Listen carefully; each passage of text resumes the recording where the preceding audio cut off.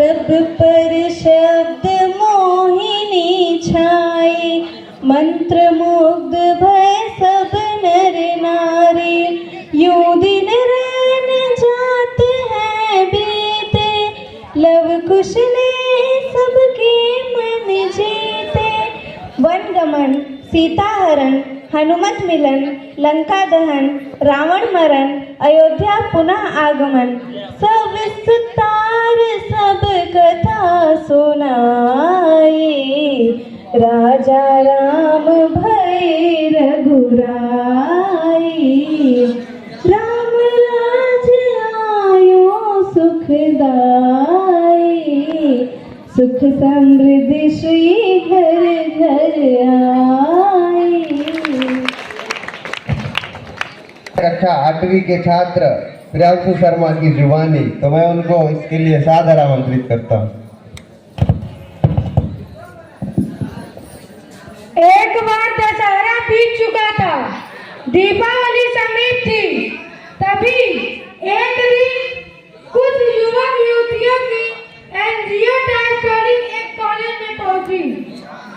उन्होंने छात्रों से कुछ प्रश्न पूछे, किंतु एक प्रश्न पर सन्नाटा छा गया। उन्होंने पूछा, जब दीपावली भगवान राम के 14 वर्षों के वनवास से अयोध्या लौटने के उपलक्ष्य में मनाया जाता है, तो दीपावली पर लक्ष्मी पूजन क्यों होता है? श्री राम जी की पूजा क्यों नहीं होती है?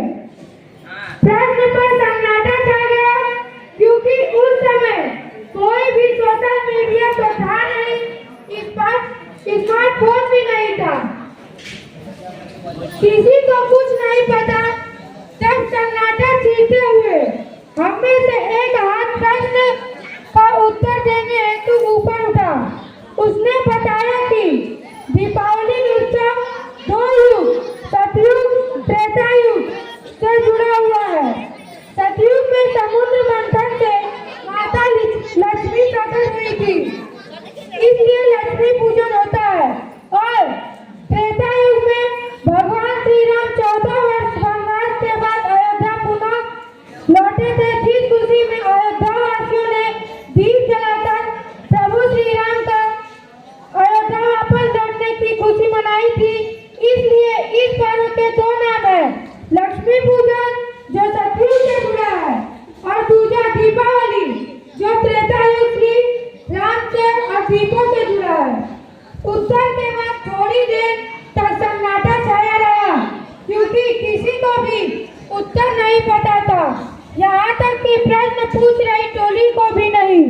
बाद में पता चला कि वो टोली आज की शब्दावली अनुसार वामपंथियों की थी, जो हर कॉलेज में जाकर युवाओं के मस्तिष्क में यह बात डाल रही थी कि लक्ष्मी पूजन का औचित्य क्या है, जब दीपावली श्री राम से जुड़ी है।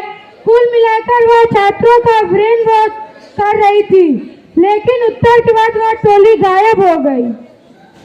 एक और प्रश्न भी था कि लक्ष्मी और श्री गणेश का आपस में क्या रिश्ता है, और दीपावली पर इन दोनों की पूजा क्यों होती है। लक्ष्मी जी जब सागर मंथन से मिली और भगवान विष्णु से विवाह किया, तो उन्हें धन और ऐश्वर्य की देवी बनाया गया। उन्होंने धन को बांटने के लिए मैनेजर कुबेर को बनाया। कुबेर कुछ कंजूस वृत्ति के थे, वे धन बांटते नहीं थे, स्वयं धन के भंडारी बनकर बैठ गए थे। माता लक्ष्मी परेशान हो गई, उनकी संतान को कृपा नहीं मिल रही थी। उन्होंने अपनी बेटे भगवान विष्णु को बताई। भगवान विष्णु ने उन्हें कहा कि तुम मैनेजर बदल दो। माँ लक्ष्मी बोली, गच्छों के राजा कुबेर मेरे परम भक्त है, वो नाराज होंगे। तब भगवान विष्णु ने उन्हें श्री गणेश जी की दीर्घ और विशाल बुद्धि को प्रयोग करने की सलाह दी। माँ लक्ष्मी ने श्री गणेश जी को धन का डिस्ट्रीब्यूटर बनने को कहा। श्री गणेश जी ठहरे महाबुद्धिमान। वे बोले, माँ मैं जिसका भी नाम बताऊंगा उस पर आप कृपा कर देना, कोई किंतु परंतु नहीं। माँ लक्ष्मी ने हाँ कर दी। अब श्री गणेश जी लोगों के सौभाग्य में रुकावट को दूर करने के लिए धनागमन के द्वार खोलने लगे। कुबेर भंडारी ही बनकर आ गए।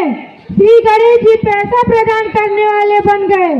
गणेश जी की दरिया दिली देख माँ लक्ष्मी ने अपने मानव पुत्र श्री गणेश को आशीर्वाद दिया कि जहाँ वे अपने पति श्री नारायण के संग न हो, वहाँ उनका पुत्र गणेश उनके साथ रहे। दीपावली आती है कार्तिक अमावस्या को।